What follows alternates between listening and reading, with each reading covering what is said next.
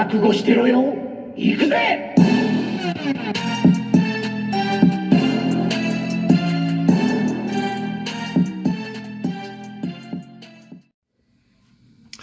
Welcome to Worldbreaker Coo's Reviews. I'm your host, Worldbreaker Coo, and today we are reviewing the Marvel Legends Sauron wave, Sauron.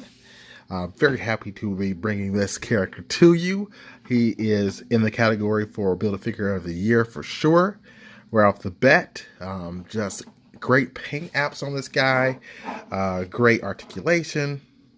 I really like him. The head sculpt is amazing. The skin detail is spectacular. The little waist thing here is pretty cool too, with all the little doodads on it, you know. The feet, pretty cool, articulated. He's a very tall, imposing figure too. He's about 7.5 inches. Just to give you some scale, here he is with Bishop on that Superion buck. And you can see he's towering over him, so he's probably closer to 8 inches rather than the 7 I just said. So, yeah. But his wings are very done well, colored well. Mine has a slight mishap. You can see in this joint here, it's coming out. So that sucks. I'm going to have to switch that joint out for another figure at some point and switch this part out because Hasbro has been having more and more QC issues. As you can see there, that's a problem. The other wing is quite fine though. As you can see, there's like a joint here that allows it to flip up and float in. It's got like some translucence here inside the wings, you can see. I very much dig that. It's got, you can bend his elbow too.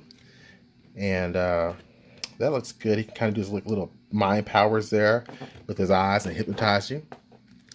Let me get this joint back in because it is a little bit of a hassle trying to fold these wings and unfold them, but you can get it done.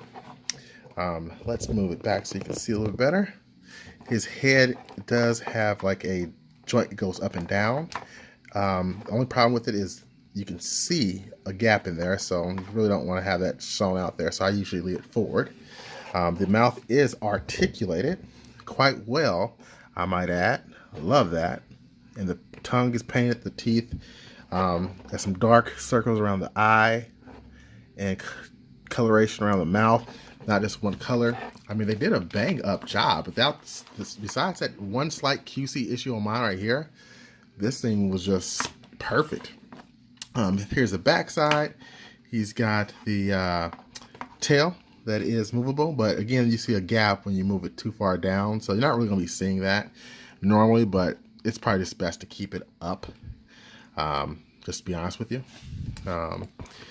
But I really do like it. I just hate that mine has this problem here with the wing. You can't move the hand up or down or around. It is on like a little ball joint, or not ball joint, it's like a little peg there on the inside, as you can see. It's really nice, and you get him in some really cool flying poses. And he's so big, I'm going to have to zoom out so you guys can see this a bit. So I apologize for that. But he looks up pretty well. So you can see his wingspan is pretty impressive. Pretty darn impressive. I mean, he would take almost up all of the space for the turtles there. And I just dropped one of the turtles. So, live on camera. But, again, this figure, I would say, is probably one of the better figures we've ever received from Marvel Legends. It's just on another scale. Like, I hope they keep this type of stuff up because, really, all in all, like, I was not going to get this entire way, but because Sauron was so good, I couldn't pass it up. Just couldn't do it. Couldn't do it. So let's do a comparison with him and the rest of the figures in the wave, because I would give him a 9.5 out of 10 if I had to rate this guy. And he's going to be difficult because it's hard getting this guy in any shelf just because of his immense size, especially with all the wing space. Look at that. You're going to be dealing with a lot of needed room to get this guy anywhere. I mean, look at the basic Marvel Legend figure or how skinny they are versus all of this. it got here. He's got a lot of junk in the trunk. So we'll put him there. And we'll rate this wave from my least favorite to favorite. So starting off with my least favorite of the wave goes to Deadpool, the X-Men Deadpool. It's a good figure, you know. I like the buckets on, for sure. But unless you really have to have more Deadpools, I don't think it's a necessary figure. I might still hold on to mine just because, you know, I do like the buck. And hell, I've already got so many Deadpools as it is. Maybe I should just keep this guy. So he's my least favorite. Followed by him is my Lady Deadpool. And the reason being is, again, the Marvel Select one is really good. This one's good too, but I think the Select slightly edges this one out. Well, it edges this one out for sure. The only reason I would probably keep her is the scale, because she fits better with Marvel Legends than the Select does, unfortunately. Coming after that would be, shockingly, X-23. It's a great buck. I like it a lot, but I feel like we've got it. We already had one X-23 that's really good. She's got some QC issues that if they kind of clean it up a little bit better, she probably would be my, you know, a little bit higher, but she's not, because this guy here is just far too fun. And they did a great job with, you know, changing him up. So I dig very much so. And after Deadpool and Boxers, it's going to go to Cable.